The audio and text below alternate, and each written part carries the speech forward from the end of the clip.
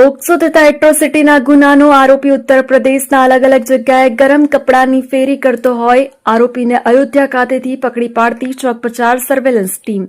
તારીખ 22/9/2024થી આજ દિન દરમિયાન ફરિયાદીએ સગીર વયના હતા ત્યારે તેના માતા પિતાના ઘરકંકાસથી ત્રાસીને પોતાનું ઉત્તર પ્રદેશ ખાતેનું ઘર છોડી કામકાજ અર્થે સુરત આવ્યા હતા તો આકાશ ઉર્ફે આયુષ જીતેન્દ્ર કુમાર સોનીએ સાથે પરિચય થતા તેણે પોતે પણ મૂળ ઉત્તર પ્રદેશનો રહેવાસી હોવાથી ભોગ બનનાર ફરિયાદી સાથે ફોન ઉપર તથા રૂબરૂ અવારનવાર વાતચીત કરીને ભોગ બનનાર ફરિયાદી સાથે નાબાલિગ હોવા છતાં લગ્ન કરવાની લાલચ આપી સાથે રહેવા બોલાવી રાખી તે દરમિયાન લગ્ન કરવાની લાલચ આપીને ભોગ બનનાર ફરિયાદી સાથે અવારનવાર દુષ્કર્મ આચરેલ આ દરમિયાન આકાશ ઉર્ફે આયુષનો સગો ભાઈ સાગર ઉર્ફે અન્વેન્સ સોનીએ પણ સુરત ખાતે પોતાનો ભાઈ આકાશ ઉર્ફે આયુષ અને ભોગ બનનાર સાથે રહેવા આવેલ તે દરમિયાન સાગર ઉર્ફે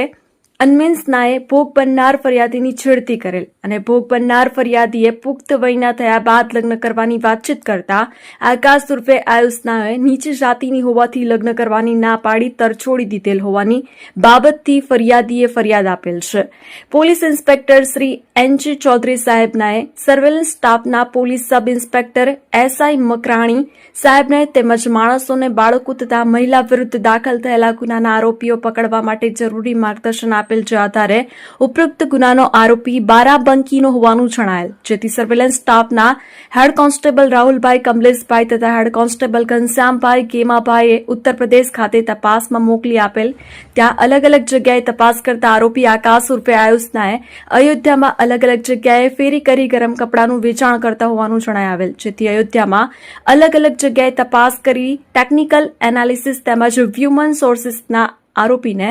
અયોધ્યા ખાતેથી પકડી પાડી સુરત ખાતે લાવી કાર્યવાહી કરેલ છે।